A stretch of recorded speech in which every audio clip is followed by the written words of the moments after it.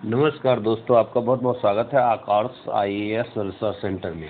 आज के एपिसोड में जो हम बात करने जा रहे हैं वो बहुत ही महत्वपूर्ण टॉपिक है। वो है बायोलॉजी के जो इम्पोर्टेंट क्वेश्चंस हैं जो डिफरेंट कॉम्पिटिटिव एग्जाम में पूछे गए हैं, जैसे एसएससी में, आईएएस में, एमपीपीएससी में, बीपीएससी में, यूपीएससी में, सीडीएस में, एनडीए में, आरआरबी में, एसएससी सीपीओ में, डिफरेंट कॉम्पिटिटिव एग्जाम में जो प्रश्न पूछे गए हैं उस प्रश्नों को हम देखने का प्रयास करेंगे। चलिए शुरू करते हैं। ये बायोलॉजी से संबंधित प्रश्न होंगे, जो बायोलॉजी में पूछे गए प्रश्न होंगे, उसके बारे में हम चर्चा करेंगे। दोस्तों, ये वीडियो आपको अच्छा लगे तो ज़रूर लाइक करें, शेयर करें और अपने दोस्तों के बीच भी शेयर करें। देखिए, आज जो बात करेंगे हम बायोलॉजी के इम्पोर्टेंट क्वेश्चन की बात करेंगे। बायोलॉजी के इम्पोर्टेंट क्वेश्चंस के बारे में बात करेंगे। जो भी बायोलॉजी के इम्पोर्टेंट क्वेश्चंस होंगे उसके बारे में हम बात करेंगे दोस्तों।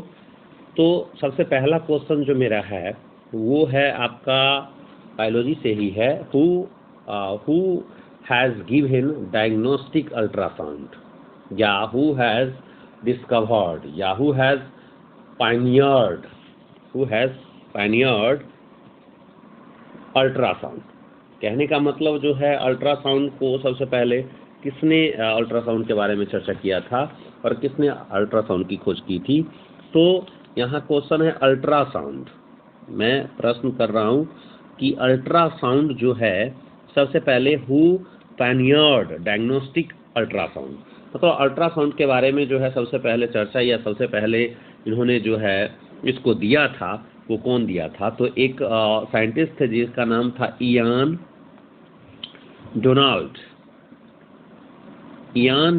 डोनाल्ड जो हैं वो ऐसे साइंटिस्ट थे जिन्होंने डायग्नोस्टिक अल्ट्रासाउंड को दिया था, पायनियर किया था। इसके बारे में सबसे पहले इन्होंने ये दिया था और इसका खोज किया था। अब हम बात करते हैं, एक क्वेश्चन है बहुत ही इम्पोर्टेंट है। जैसा कि आप सभी जानते हैं कि सबसे ज़्यादा साउंड पॉल्यूशन किन चीज़ों से होता है। क्वेश्चन है which of the following produce maximum sound pollution. कहने का मतलब है कि सबसे ज़्यादा जो साउंड पॉल्यूशन जो है वो प्रोड्यूस करता है, कौन करता है। तो जैसा कि आप जानते हैं कि साउंड पॉल्यूशन जो है किस वजह से होता है, पता है आपको। तो मैं आपको बता दूं, साउंड पॉल्यूशन सबसे ज़्यादा जो है, जैसे ऑप्शन में है साउंड पॉल्यूशन, क्वेश्चन है which of the following produce maximum sound pollution.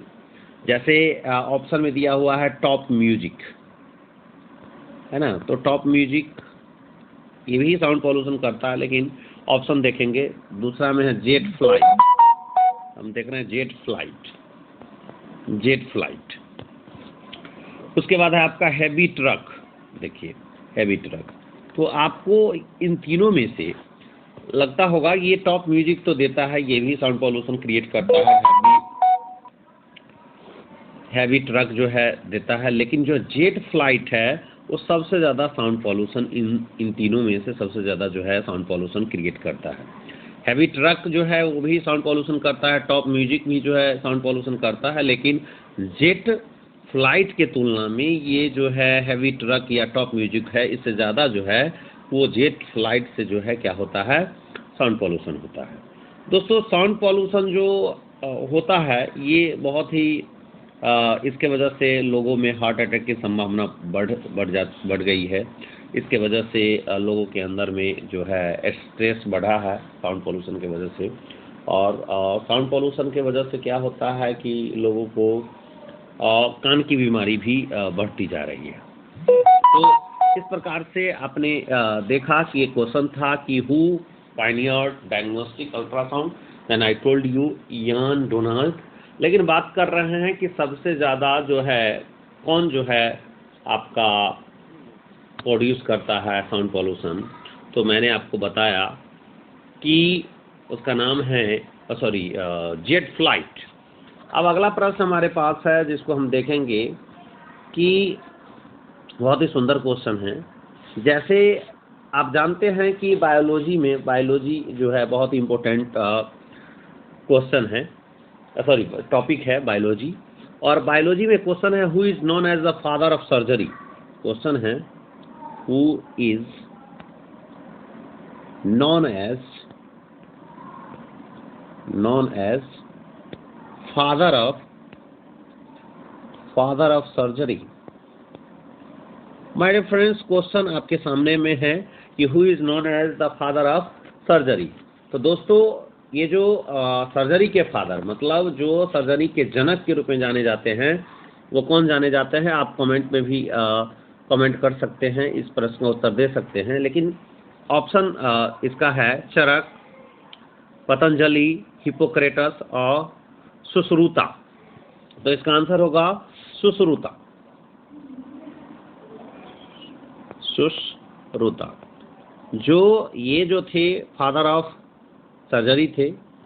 जैसे चरक जो थे, चरक संहिता के जनक थे। पतंजलि जो थे, योग दर्शन के जनक थे। और हिप्पोक्रेटस जो थे, father of medicine. Father of medicine जो थे वो हिप्पोक्रेटस थे। फादर ऑफ सर्जरी की बात करेंगे तो सुश्रुता जो थे फादर ऑफ सर्जरी थे।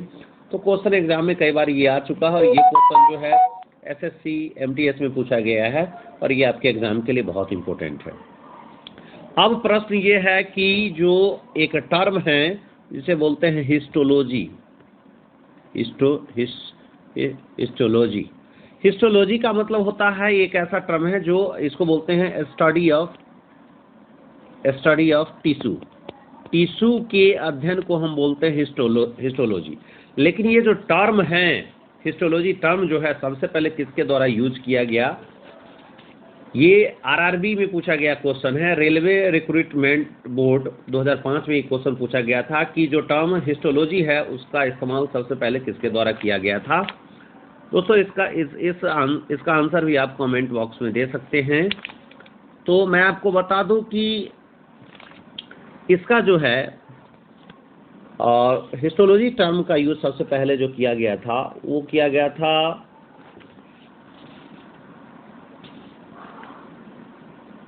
मेयर के द्वारा। दोस्तों, मेयर ऐसे साइंटिस्ट थे, मेयर याद रखिएगा, मेयर। जो हिस्टोलॉजी किसको कहते हैं? What is histology? Then you can say study of tissue is called histology, and the term histology was first used by Meyer. Meyer के द्वारा जो हिस्टोलॉजी शब्द का प्रयोग किया गया था, सबसे पहले ये टर्म जो है लाया गया था मेयर के द्वारा। तो क्वेश्चन आपके एग्जाम में पूछे जा सकते हैं।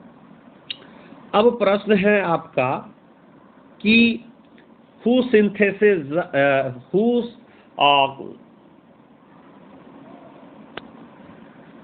प्रोड्यूस्ड, या कह सकते हैं हु सिंथेसाइज्ड द DNA इन वैट्रो। मतलब लैब में जो है DNA का निर्माण किसने किया? DNA का निर्माण जो है, कृत्रिम DNA का निर्माण किसने किया था? तो मैं बता दूं, उसका नाम था कॉर्नवर्ग। ये BPSC 2015 में पूछा था। DNA को लेबोरेटरी में बनाने का काम जो किया था वो क्या था? पात्र में बनाने का जो काम किया था वो कॉर्नवर्ग ने किया था। ये क्वेश्चन आपके एग्जाम में पूछे जा सकते हैं कि DNA का जो खोज किया गया था वो फ्रेडरिक मेस्चर के द्वारा किया गया था। DNA का फुल फॉर्म है deoxy ribo nucleic acid. Question पूछा गया कि DNA को जो है वो आर्टिफिशियल रूप से बनाने का काम जो किया था सबसे पहले वो किया था रॉबर्ट कॉर्नवर्ग ने किया था। और बहुत ही महत्वपूर्ण क्वेश्चन है, इसको आप नोट भी कर सकते हैं। वैसे RNA का खोज भी जो है फ्रेडरिक मेस्चर ने किया था। और DNA की सबसे छोटी इकाई जो स्ट्रक्चरल और फंक्शनल यूनिट जो है वो क्या है? तो वो जीन है दोस्तों। अब प्रश्न है, बहुत इंपॉर्टेंट प्रश्न है दोस्तों, इसको देखेंगे हम लोग कि ECG का खोज कौन किया? ECG, जिससे हम लोग क्या करते हैं, ECG जिसको बोलते हैं इलेक्ट्रोकार्डियोग्राम। ECG जिसके हृदय की बीमारी जब होती है तो ECG ही किया जाता है। जो हृदय की बीमारी, हार्ट डिजीज जो होते हैं, हार्ट अटैक वगैरह होते हैं या हार्ट डिजीज होते हैं, तो इलेक्ट्रोकार्डियोग्राम जो ECG का फुल फॉर्म है, इस ECG का जो खोज किया था वो किसने किया था? दोस्तों, ये क्वेश्चन जो है आपको SSC CGL 2017 में पूछा गया और बहुत महत्वपूर्ण क्वेश्चन है। क्वेश्चन है who invented the electrocardiogram, that is ECG। ECG का खोज जो है सबसे पहले किसके द्वारा किया गया था? तो मैं आपको बता दूं, ECG का खोज जो किया गया था वो किया गया था बहुत ही इन्थोवेन, विलेम इन्थोवेन। याद रखिएगा दोस्तों, इंथोवेन। देखिए दोस्तों, ई से ईसीजी है और ई से इंथोवेन है, याद रखिएगा ये ट्रिक है। ई से ईसीजी और ई का पहला लेटर है, ईसीजी का पहला लेटर जो है इलेक्ट्रो, ई से जो है इंथोवेन। इंथोवेन ईसीजी का खोज जो है किसने किया, तो इंथोवेन ने किया था। याद रखेगा, ईसीजी का खोज जो है इंथोवेन के द्वारा किया गया था, क्योंकि ये बहुत ही महत्वपूर्ण क्वेश्चन है, आपके एग्जाम में पूछे जा सकते हैं। मैं प्रश्न कर रहा हूं कि who discovered the first antibiotic. Question है who discovered the first antibiotic. Question ये है कि फर्स्ट एंटीबायोटिक का खोज किसके द्वारा किया गया था। तो आपको पता है अलेक्जेंडर फ्लेमिंग के द्वारा जो है, अलेक्जेंडर फ्लेमिंग के द्वारा जो है फर्स्ट एंटीबायोटिक का खोज किया गया था। उस एंटीबायोटिक का नाम था पेनिसिलिन।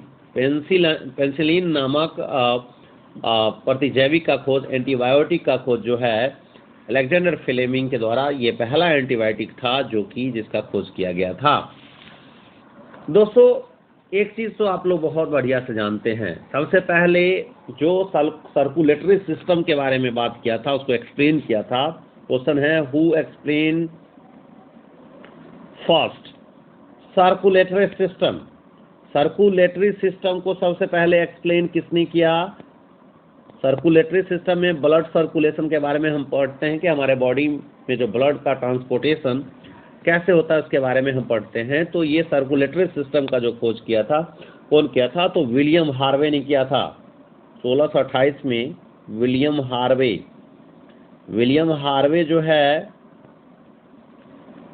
हार्वे ने जो है सबसे पहले जो है सर्कुलेटरी सिस्टम को जो है एक्सप्लेन किया था। क्योंकि ये जो जितने भी क्वेश्चंस हम आपको बता रहे हैं, ये क्वेश्चंस डिफरेंट कॉम्पिटिटिव एग्जाम में पूछे गए हैं और ये आपके एग्जाम में इसके आने की संभावना बहुत ही अधिक है। दोस्तों देखिए, एक है अल्बर्ट सेविन, बहुत इंपॉर्टेंट है अल्बर्ट सेविन।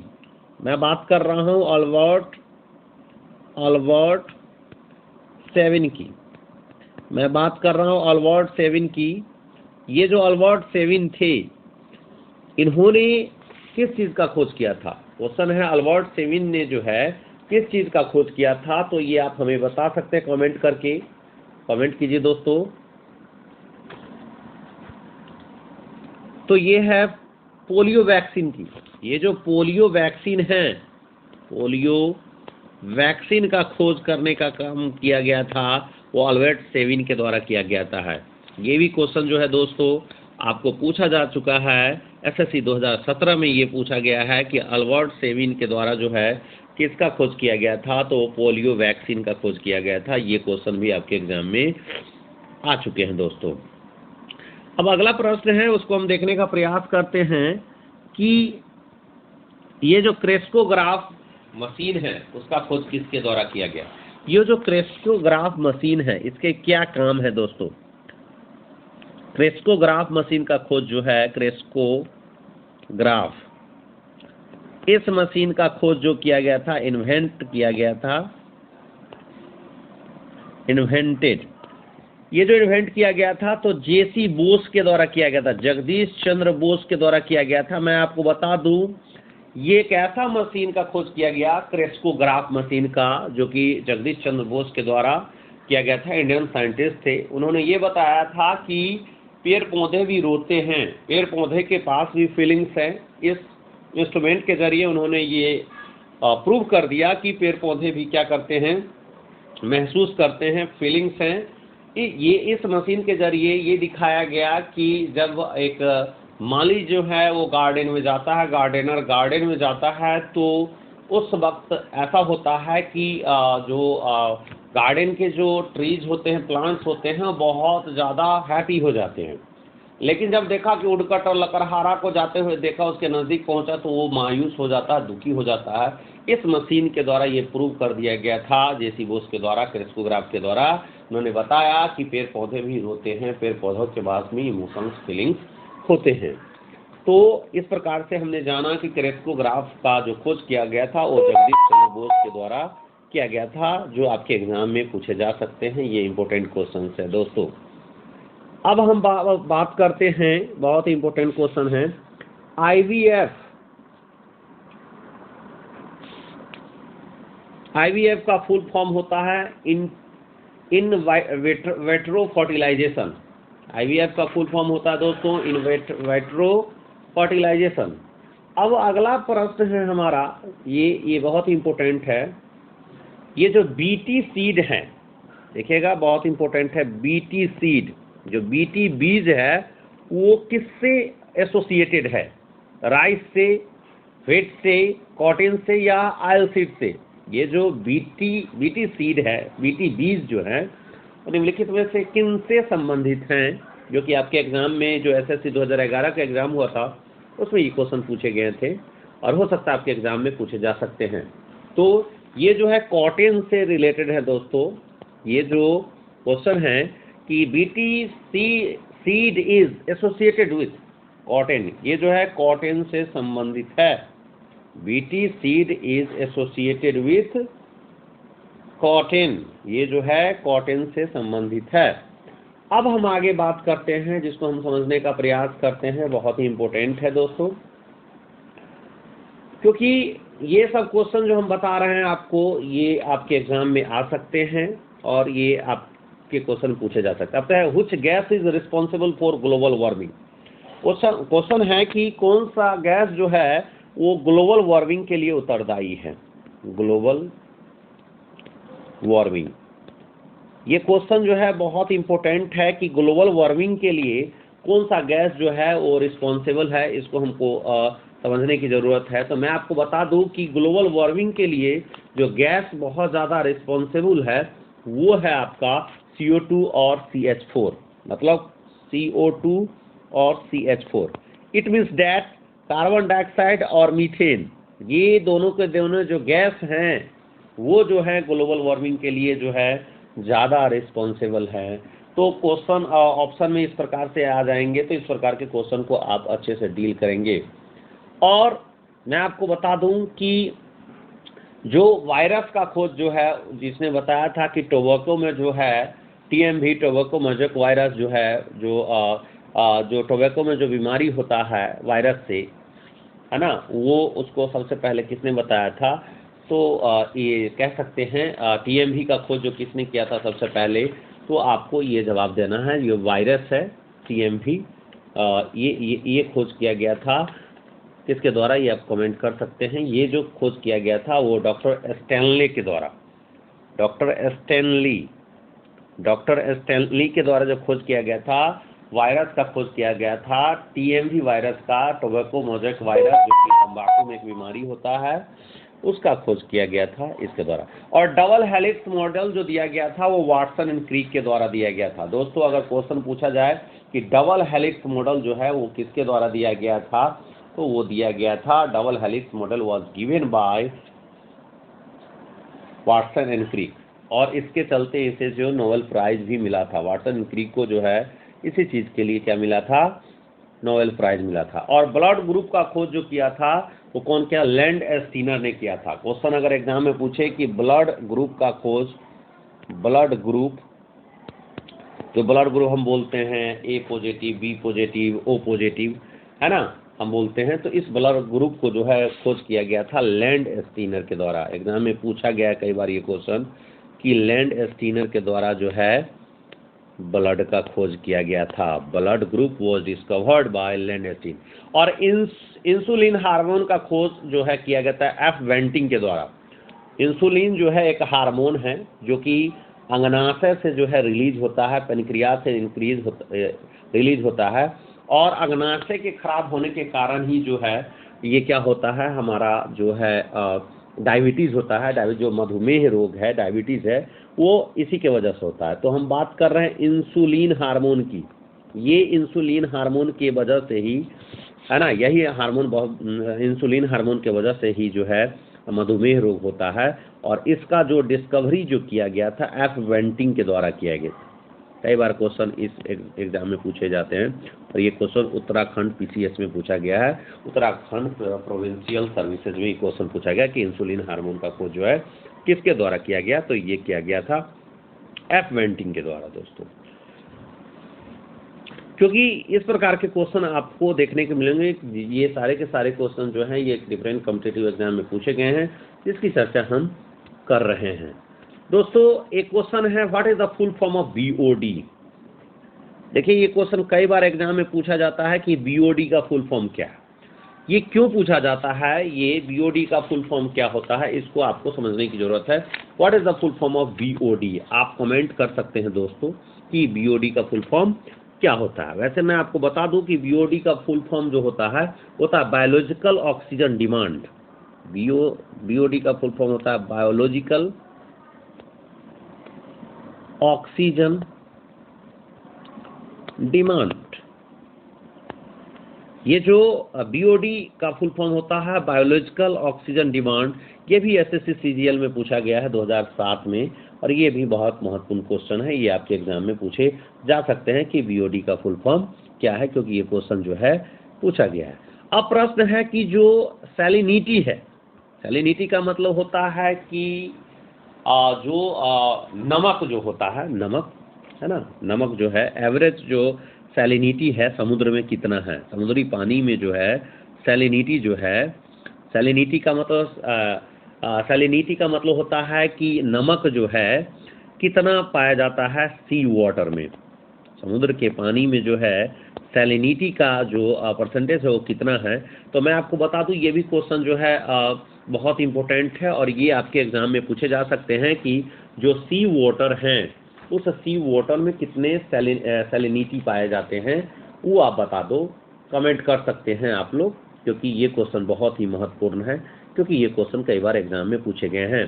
तो मैं बता दूं 3.5%, 3.5% जो है सी वाटर में एवरेज सैलिनिटी पाया जाता है, क्योंकि यहाँ से भी क्वेश्चन कई बार जो है एग्जाम में पूछे जा सकते हैं। क्योंकि मैं आपको बता दूं कि इस प्रकार के क्वेश्चन जो है पूछे जाते हैं ताकि बच्चों को इसके बारे में नॉलेज हो, ताकि समझ सके कि सी वाटर में जो है कितने प्रतिशत जो है सैलिनिटी पाया जाता है, जो उसका नमकीन अन्न जो है वो कितना नमकीन होता है वहाँ का पानी। ये क्वेश्चन पूछा जाता है एग्जाम में। Water pollution of a river measured by, देखिए मतलब कहने का ये मतलब है कि अगर नदी में वाटर पॉल्यूशन है तो इसको मेजर कैसे किया जाता है। अगर नदी में ये रिवर में अगर वाटर पॉल्यूशन है, हमको पता चल रहा है कि गंगा नदी में जो है गंगा नदी प्रदूषित है, गंगा नदी की पानी जो है प्रदूषित है, इसको हम कैसे मेजर करेंगे, कैसे मेजर करेंगे, क्योंकि ये क्वेश्चन जो पूछा गया है वो आईएएस में पूछा गया है, यूपीएससी में पूछा गया है। ये 1978 में जो एग्जाम हुआ था उसमें पूछा गया था कि water pollution of a river is measured by, मतलब जो वाटर पॉल्यूशन जो एक नदी का जो है वाटर पॉल्यूशन जो है मेजर्ड किया जाता है, कैसे मेजर किया जाता है, क्योंकि इस प्रकार के क्वेश्चन जो है पूछे जाते हैं और बहुत ही अच्छा क्वेश्चन है ये। तो मैं आपको बता दूं कि जो नदी का जो है वाटर पॉल्यूशन जो मेजर किया जाता है वो किया जाता है आपको किसके जरिए किया जाता है, तो वो किया जाता है आपको amount of oxygen dissolve in water, मतलब वाटर में कितने प्रतिशत जो है ऑक्सीजन डिजॉल्व है उसके अमाउंट को पता करके ये पता लगाया जाता है कि जो नदी का वाटर है वो पॉल्यूशन कितना पॉल्यूटेड है, ये रिवर का water. Amount of oxygen dissolve in water by measuring, if you would like to measure the amount of oxygen dissolved in water, then water pollution of a river is measured by the amount of oxygen dissolved in water. This is very important questions guys, and you can get success in your life after doing these questions. Next question we have to talk about, that is very important for you, and we have to focus on that. We get solar energy from moon, sea, sun, air. We all know that जो हमको solar energy जो मिलता है वो सूर्य से मिलता है ना। कहाँ से मिलता है दोस्तों? सूर्य से मिलता है। सोलर एनर्जी जो मिलता है वो सूर्य से मिलता है। अब नेक्स्ट क्वेश्चन हमारे पास है कि इसको आप ब्रेन में रख सकते हैं, कुछ क्वेश्चन और है उसको भी हम देखने का प्रयास करते हैं। तब तक आप कमेंट कर सकते हैं दोस्तों कि आपको किन चीज़ों की आवश्यकता है। जो राइबोजैम्स होते हैं, जो राइबोजैम्स होते हैं क्या होते हैं, डीएनए होते हैं, आरएनए होते हैं या प्रोटीन होते हैं। क्वेश्चन है राइबोजैम्स आर, ये जो राइबोजैम्स होते हैं वो क्या कहलाते हैं, डीएनए कहलाते हैं या आरएनए कहलाते हैं, क्या कहलाते हैं? आपको इसके लिए भी आपको कमेंट करना है। तो मैं आपको बता दूं जो राइबोजैम्स जो होते हैं, ये राइबोजैम्स जो होते हैं वो होते हैं आपके आरएनए होते हैं। ये जो राइबोजैम्स होते हैं, क्योंकि डीऑक्सी राइबो न्यूक्लिक एसिड होते हैं, तो ये जो राइबोजैम्स होते हैं वो आरएनए होते हैं और इस प्रकार के क्वेश्चन भी पूछे जाते हैं। देखिए डीएनए के सब यूनिट को क्या कहा जाता है दोस्तों, क्वेश्चन है कि डीएनए के सब यूनिट को आप क्या कह सकते हैं, what is called the sub unit of DNA. तो सब यूनिट ऑफ डीएनए जो कहलाते हैं वो न्यूक्लियोटाइड कहलाते हैं। डीएनए के जो सब यूनिट होते हैं, मैं बात कर रहा हूँ डीऑक्सी राइबो न्यूक्लिक एसिड की बात कर रहा हूँ, और डीएनए के जो है सब न्यूक्लिक एसिड जो सब यूनिट है वो है न्यूक्लियोटाइड है दोस्तों, न्यूक्लियोटाइड है दोस्तों। मैं बात कर रहा हूँ डीएनए का जो सब यूनिट है वो न्यूक्लियोटाइड है। ये आप अपने ब्रेन में रख सकते हैं कि डीएनए का जो सब यूनिट जो है वो क्या है, न्यूक्लियोटाइड है। और ये वीडियो आपको कैसा लगा जरूर कमेंट करें, लाइक करें और मुझे मोटिवेट करें, शेयर करें और कमेंट करें। आप लोग कमेंट नहीं करते ना लाइक करते दोस्तों, ज़रूर लाइक करें और दबा के लाइक करें और अपने दोस्तों के ग्रुप में ज़रूर इस वीडियो को शेयर करें, क्योंकि मैं प्रयास कर रहा हूँ कि ज़्यादा से ज़्यादा आपको इस साइंस के बारे में समझ विकसित हो सके।